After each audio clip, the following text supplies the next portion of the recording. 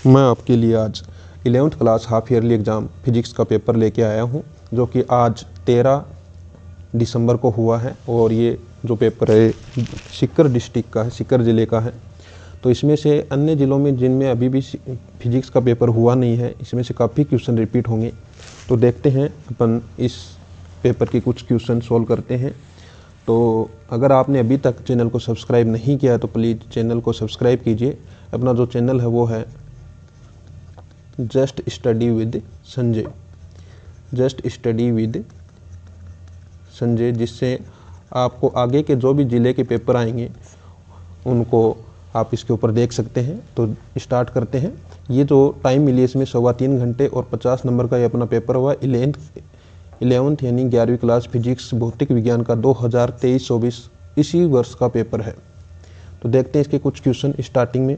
तो सबसे पहले इसके कुछ क्वेश्चन दिए हैं। पहला, आवेग की विमा इसके समान होती है। आवेग इम्पल्स जो होता है, हिंदी और इंग्लिश दोनों में पेपर है। The dimension of impulse is equal to, impulse जो होता है वो होता है फोर्स मल्टीप्लाई टाइम। इम्पल्स होता है बल गुणा समय। तो इसकी जो विमा होती है वो होती है रेखीय संवेग, लीनियर मोमेंटम के इक्वल होती है। ये होता है Newton second, Newton multiply second. और जो अपना संवेग होता है वो भी यही होता है। तो अपने पास आवेग संवेग एक थ्योरम भी है, प्रमेय भी है, आवेग संवेग इम्पल्स मोमेंटम थ्योरम। तो इस हिसाब से इसका आंसर होगा रेखीय संवेग लीनियर मोमेंटम। अगला क्वेश्चन, वेग समय का जो वेग समय वक्र का जो ढाल है वो क्या बताता है? The slope of velocity time curve gives. यानी कोई भी अपने को ढाल बताता है वो बताता है वेग अपॉन समय, वेलोसिटी अपॉन टाइम, यानी आएगा इसका आंसर त्वरण आ जाएगा, एक्सेलरेशन इसका आंसर होगा। जो भी ढाल आता है तो अपने को दोनों को डिवाइड करना होता है, और अगर अपने को क्षेत्रफल पूछे, एरिया पूछे, तो दोनों को मल्टीप्लाई करके देखते हैं अपने पास क्या आ रहा है। अगर इसका अपने ये ढाल की जगह क्षेत्रफल दे देता, कई पेपरों में यहाँ पे ढाल की जगह क्या आ सकता है? क्षेत्रफल, यहाँ पे एरिया पूछ सकता है, तो यहाँ पे अपना आंसर डिस्प्लेसमेंट होगा। अगर ढाल पूछे, स्लोप पूछे, तो इसका आंसर त्वरण होगा। अगला क्वेश्चन देखते हैं, 1 किलोग्राम द्रव्यमान की वस्तु का भार कितना होगा? The weight of 1 kilogram mass is. इसका जो मास होगा वो होगा 9.8 न्यूटन। यानी m की वैल्यू 1 किलोग्राम दी गई है, 1 किलोग्राम दी गई है, तो W is equal to mg होगा। तो यहाँ से अपना आंसर जो होगा 9.8 न्यूटन। तीसरा सी ऑप्शन सही होगा। प्रकृति का सबसे प्रबल बल है। The strongest force in nature is. तो स्ट्रॉन्गेस्ट फोर्स जो होता है वो होता है न्यूक्लियर फोर्स, नाभिकीय बल, इसका आंसर होगा। अभिकेंद्रीय बल का फॉर्मूला क्या है? सेंट्रीपिटल फोर्स का फॉर्मूला अपने से पूछा गया है, तो इसका जो फॉर्मूला होता है वो होता है mv² upon r, mv² upon r इसका आंसर होगा। अगला जो क्वेश्चन दिया गया अपने को, रिक्त स्थानों की पूर्ति कीजिए, fill in the blanks. Blank अपने को दिए गए हैं। तो 1 जूल के अंदर कितने अर्ग होते हैं? वो होते हैं 10⁻⁷। घर्षण गुणांक का मान, the value of coefficient of friction. Friction के अंदर कोफिशिएंट होता है, उसकी जो वैल्यू होती है वो 0 से 1 के बीच में होती है। तो इसका आंसर हो जाएगा 0 to 1। कार्य की विमा, कार्य की विमा क्या होती है? जो एनर्जी की विमा होती है वही कार्य की विमा होती है। विमा अगर पूछी जाए तो इसकी यूनिट तो होती है जूल, और एफ कार्य की W is equal to F multiply T, F की m1 L1 T-2। कार्य क्या होता है? एफ मल्टीप्लाई एस, डिस्प्लेसमेंट यानी लेंथ, तो m1 L2 T-2। तो इसकी विमा क्या हो जाएगी? m1 L2 T-2। स्प्रिंग में संचित स्थितिज ऊर्जा, पोटेंशियल एनर्जी पूछ रहा है स्प्रिंग की 1/2 kx², जहाँ k स्प्रिंग कांस्टेंट है और x उसका डिस्प्लेसमेंट है। 7 का जो क्वेश्चन है, सत्य असत्य कथन की पहचान कीजिए, आइडेंटिफाई द ट्रू और फॉल्स स्टेटमेंट। अपने को देखना है कि इसमें से कौन सही है। एक अश्वशक्ति 1 HP की जो वैल्यू होती है 746 वाट, सही बात है, ये सत्य है पहला। बल की विमा m1 L1 T-2 होती है, ये गलत है। फोर्स की जो विमा होती है वो कितनी होती है? m1 L1 T-2 होती है। यहाँ पे जो दी गई है ये क्या दी गई अपने को? गलत दी गई है, इसलिए ये गलत है। गुरुत्वीय त्वरण g का अधिकतम मान पृथ्वी के केंद्र पर होता है, गलत बात है। पृथ्वी की सतह के ऊपर कहाँ होता है मैक्सिमम? सतह पे होता है, सतह से ऊपर जाते हैं तो कम होता है और सतह के अंदर जाते हैं तो भी कम होता है, और केंद्र पे तो शून्य होता है। द्रव्यमान केंद्र वस्तु के भार हो सकता है, सही बात है, हो सकता है। पृथ्वी की सतह से पलायन वेग 11.2 किलोमीटर पर सेकंड होता है, सही है। एस्केप वेलोसिटी है वो 11.2 किलोमीटर पर सेकंड अर्थ की सरफेस पे होती है। अगला क्वेश्चन है सार्थक अंकों की संख्या लिखिए। यहाँ पे देख रहे हैं अपन कितने सार्थक अंक, 4 हैं, और यहाँ पे भी 4 हैं। पावर वाले सार्थक अंक अपन काउंट नहीं करते हैं, तो दोनों में 4-4 हैं। अगला क्वेश्चन है एक्सेलरेशन की डेफिनेशन अपने से पूछ रहा है, write the definition of acceleration.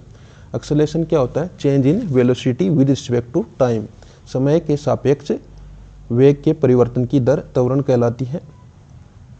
A is equal to dv upon dt, unit पूछे तो मीटर पर सेकंड स्क्वायर। सदिश योग का त्रिभुज योग नियम, triangle law of vector addition. इसके अंदर क्या होता है, अपने पास कोई दो वेक्टर होते हैं, ए वेक्टर और कोई दूसरा बी वेक्टर। ये दोनों सेम ऑर्डर में क्रमागत किसी त्रिभुज की दो साइड को व्यक्त करते हैं, तो इसकी जो रिजल्टेंट वेक्टर होता है वो त्रिभुज की ट्रायंगल की तीसरी साइड बताती है और ऑपोजिट डायरेक्शन में होता है। गति के तृतीय नियम का कथन लिखिए। तीसरा जो रूल है वो है क्रिया प्रतिक्रिया, action reaction force, action reaction law. इसके अंदर क्या होता है कि एवरी एक्शन, जो भी क्रिया है उसके ऑपोजिट और इक्वल एक रिएक्शन होती है, प्रतिक्रिया बल लगता है। ये क्या है? गति का तीसरा लॉ है। नेक्स्ट क्वेश्चन, रेखीय संवेग संरक्षण का नियम लिखिए। रेखीय संवेग संरक्षण, लीनियर मोमेंटम कंजर्वेशन। इसमें क्या होता है, अगर अपन किसी भी पार्टिकल है, जो भी अपने पास सिस्टम है, उसके ऊपर एक्सटर्नल फोर्स नहीं लगा रहे हैं, एफ एक्सटर्नल की इक्वल वैल्यू इक्वल टू 0 है, तो dp equal dt equal to होता है 0। यानी कि अगर किसी भी सिस्टम के ऊपर निकाय पर अपन बाह्य फोर्स नहीं लगाते हैं तो उसका रेखीय संवेग क्या रहता है? संरक्षित रहता है। p क्या रहता है? कांस्टेंट रहता है। v में विधि से 1 न्यूटन को डाइन में परिवर्तित करना है, यानी इसको m के s से चेंज करना है cgs में, और चेंज जब करेंगे तो इसकी वैल्यू आएगी 1 न्यूटन की 10 की पावर 5 डाइन। अपने पास है गति के प्रथम और द्वितीय समीकरण को व्युत्पन्न करना है, यानी drive first and second equation of motion अपने को लिखनी है। अपने पास जो इक्वेशन है, एक तो अपने को v is equal to u plus a t निकालनी है, दो तरीके से निकालते हैं, और दूसरी है h is equal to u t plus half a t square. ये दोनों इक्वेशन अपने को इसमें निकालनी है। अगला क्वेश्चन देखते हैं, एक कार विरामावस्था से प्रारंभ, यानी u की वैल्यू अपने को दी गई है 0। इस क्वेश्चन में 15 नंबर के जो क्वेश्चन है, u की वैल्यू 0 दी है, और a की वैल्यू अपने को त्वरण जो है एक्सेलरेशन है वो दिया है 2 मीटर पर सेकेंड स्क्वायर। t की वैल्यू दे रखी है 10 सेकेंड, और पूछ रहा है फाइनल वेलोसिटी क्या होगी। तो v is equal to u plus a t first equation से, u की वैल्यू 0 प्लस a की वैल्यू 2, t की वैल्यू 10, तो v इज इक्वल टू आ गया 20 मीटर पर सेकेंड। तो इसका आंसर हो जाएगा 20 मीटर पर सेकेंड। अगला क्वेश्चन है, सदिश दे रखा है, वेक्टर दे रखा है 3i-2j प्लस 5k हो तो सदिश a का परिणाम और इसकी दिशा में एकांक सदिश ज्ञात कीजिए। तो इसके लिए एक तो अपने को इसका मैग्नीट्यूड निकालना है, तो a का मैग्नीट्यूड निकालेंगे तो कैसे निकालते हैं? x का स्क्वायर यानी 3 का स्क्वायर 9 प्लस y का स्क्वायर माइनस 2 का स्क्वायर 4 प्लस 5 का स्क्वायर 25। कितना हो जाएगा?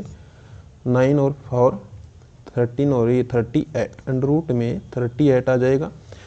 तो ये तो इसका मैग्नीट्यूड आ गया है, और इसका अगर अपने को यूनिट वेक्टर निकालना है तो अपने ए वेक्टर में किससे डिवाइड कर देंगे? रूट 38 से अगर डिवाइड कर देते हैं तो इसका आंसर आ जाएगा। समतल वर्ताकार सड़क पर वाहन की सुरक्षित चाल का व्यंजक अपने को फाइंड आउट करना। समतल सड़क वाला ही दिया है अपने को, v इक्वल टू क्या आता है? म्यू आर जी यहाँ पे आता है, वो अपने को इसका फाइंड आउट करना है। कार्य ऊर्जा परमेय कथन लिखकर सत्यापित करनी है। अपने को कार्य ऊर्जा की परमेय जो है, यानी जितना काइनेटिक एनर्जी में फर्क आता है, अंतर होता है, वो सारी की सारी कहाँ आ जाती है? कार्य में आ जाती है। ये अपने को इसमें प्रदर्शित करना है। डेल के इज इक्वल टू क्या होता है? W।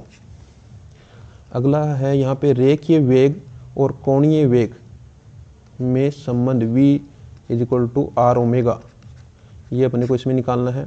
प्रक्षेपी गति किसे कहते हैं? जब किसी एंगल से कोण बनाते हुए फेंकते हैं तो जो मोशन होती है उसको क्या बोलते हैं? प्रक्षेपी गति कहते हैं। प्रक्षेपी का पथ, ट्रैजेक्टरी निकालनी है और उसकी मैक्सिमम हाइट। इनके क्वेश्चन, जो भी क्वेश्चन है 20 नंबर का क्वेश्चन है, इसका वीडियो अपने चैनल पे पड़ा है, आप जाके देख सकते हैं। प्रक्षेपी प्रोजेक्टाइल मोशन के नाम से है। दो सदिश P व Q परस्पर इंपॉर्टेंट क्वेश्चन है, फाइनल एग्जाम में भी आ सकता है। थीटा कोण पे हैं तो परिणामी सदिश का परिणाम और दिशा अपने को ज्ञात करनी है। तो अपन मान लेते हैं R = निकालना है, तो अपने जो आंसर आएगा P² + Q² + 2PQ cos theta, यहाँ पे आंसर आता है। प्रत्यास्थ टक्कर किसे कहते हैं? ऐसी टक्कर जिसके अंदर क्या होता है, एनर्जी का लॉस नहीं होता। मोमेंटम तो हर टक्कर में कंजर्व रहता है, संरक्षित रहता है, लेकिन अगर संवेग के साथ साथ अगर गतिज ऊर्जा भी संरक्षित रहती है तो प्रत्यास्थ टक्कर होती है। यहाँ पे अपने पास m1 और m2 के दो द्रव्यमान u1 u2 वेग से चलते हैं और इसके बाद अपने को v1 और v2 इनकी वेलोसिटी, टक्कर के बाद वेलोसिटी निकालनी है। तो सबसे पहले तो इसमें अपन संवेग संरक्षण करेंगे और उसके बाद अपन कर देंगे गतिज ऊर्जा संरक्षण और वहाँ से v1 और v2 की वैल्यू निकालेंगे। आगे के भी इसमें क्वेश्चन दिए गए। यांत्रिक ऊर्जा संरक्षण का नियम और सिद्ध कीजिए। मुक्त रूप से गिरते हुए पिंड की कुल यांत्रिक ऊर्जा सदैव संरक्षित रहती है, यानी गतिज ऊर्जा plus potential energy, kinetic = total energy, ये हमेशा क्या रहती है, हर जगह पे सेम आएगी। ये अपने को इसमें दिखाना है। गुरुत्वीय त्वरण G के मान में पृथ्वी की सतह से ऊंचाई के साथ तथा गहराई के साथ परिवर्तन का संबंध पूछा गया है। गुरुत्वाकर्षण का सार्वत्रिक नियम, गुरुत्वाकर्षण का सार्वत्रिक नियम है कि जो भी फोर्स है वो दोनों पिंड जो होते हैं, दो मास हैं m1 m2 के प्रोपोर्शनल होता है, r² के इन्वर्सली प्रोपोर्शनल होता है, और जब इसको हटाते हैं तो एक यहाँ पे आ जाता है G m1 m2/r²। G क्या है, सार्वत्रिक नियतांक है। इस प्रकार इसको करेंगे। केपलर के ग्रहों की गति के प्रथम, द्वितीय, तृतीय नियम। केपलर के 3 रूल हैं, 3 जो लॉ हैं उनको इसमें लिखना है। पहला लॉ क्या है कि सूर्य एक केंद्र पे रहता है और जो भी अपने उपग्रह हैं, ग्रह हैं, वो उसके चारों ओर दीर्घवृत्ताकार कक्षा में मोशन करते हैं। दूसरा लॉ क्या है, और तीसरा लॉ, इसमें तीनों लॉ अपने को लिखने। एरियल चाल कांस्टेंट रहती है, ये अपने को इसमें लिखना। दूसरे में सिद्ध कीजिए कि बल आघूर्ण τ = dL/dt, ये अपने को प्रूव करना। इसमें सिद्ध कीजिए कि कोणीय संवेग L = I ओमेगा, यहाँ पे ये अपने को इसमें प्रूव करना है। और लास्ट क्वेश्चन से पहले अगर आपने अभी तक चैनल को सब्सक्राइब नहीं किया तो प्लीज़ चैनल को सब्सक्राइब कीजिए, ज़्यादा से ज़्यादा दोस्तों के साथ शेयर कीजिए। अपना चैनल है जस्ट स्टडी विद संजय। तो लास्ट क्वेश्चन और देख लेते हैं, अभी 1-2 क्वेश्चन और हैं। कोणीय संवेग किसे कहते हैं? इसका मात्रक और विमा लिखनी है। कोणीय संवेग किसे कहते हैं? L = क्या होता है, mvr, ये होता है। इसका मात्रक क्या होगा ये अपने को बताना है और इसकी विमा भी अपने को फाइंड आउट करनी है। अगला है कोणीय संवेग संरक्षण का नियम लिखिए और एक उदाहरण देके अपने को इसको समझाना है। तो यहाँ पे इस प्रकार अपन ने पेपर देखा है। अन्य जिलों में भी इसमें से बहुत सारे क्वेश्चन रिपीट होंगे, अतः आप इसे ध्यान से पढ़ें और ऐसे ही क्वेश्चन आएंगे। और ज़्यादा से ज़्यादा चैनल को शेयर कीजिए, सब्सक्राइब कीजिए। Thank you for watching my video. Thank you.